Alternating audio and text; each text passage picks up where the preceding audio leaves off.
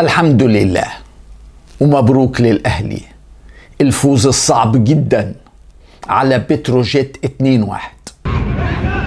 ترقيصة حلوة من العش ووصول لإمام ودي كورة وأول لجوار بعد ما يتصدر قائمة الهدافين بأولى للياقوت الأحمر بتسجيل أول لجوان في الدقيقة. آدي العش يحطها لإمام ودي ما ترجعش يا جدعان، حطها لفة جاتو على شمال عمر شباك أصدقائي، ويتقدم المارد في هذا اللقاء وهدفه رقم 3. سجل أول لجوان بتسديدة جميلة ماركة إمام 1-0.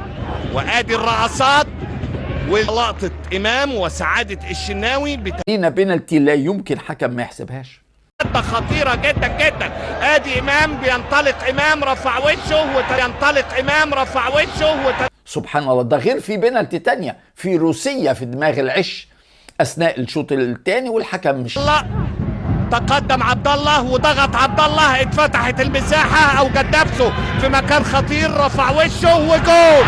جول لقاء ثالث هدف للصفقة الجديدة، صفقة الشتاء للنادي الاهلي.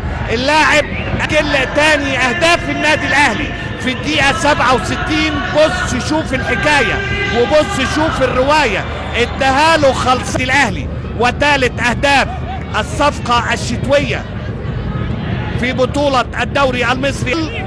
المبادرة الشجاعة من جانب بتروجيت خصوصا مع بداية اللي دايما بيؤكد ان كرة القدم محمد عبد الله لوحده تماما مصمم يروح بالكرة للاعب بتاع بتروجيت عشان يرقصه، بتتقطع وبتيجي فيه الجول. التمرير وتحضير اسلام عايز يسدد لكن غير الكلام لاسلام، ممكن يلعب العرضية. ادي العرضية خطيرة ودي وجول.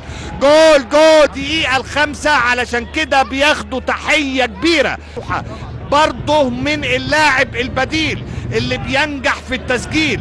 ادي اسلام ايضا بديل، المرات الاسود بامتياز ينجح في تسليل الفارق في الوقت القاتل مشان تتعدل النتيجة 2. النادي الاهلي خلاص ابتدى يلعب مباراة كل 4-5 ايام، والاهلي داخل على غزل المحلة وبعدين على الاسماعيلي على الزمالك على فاركو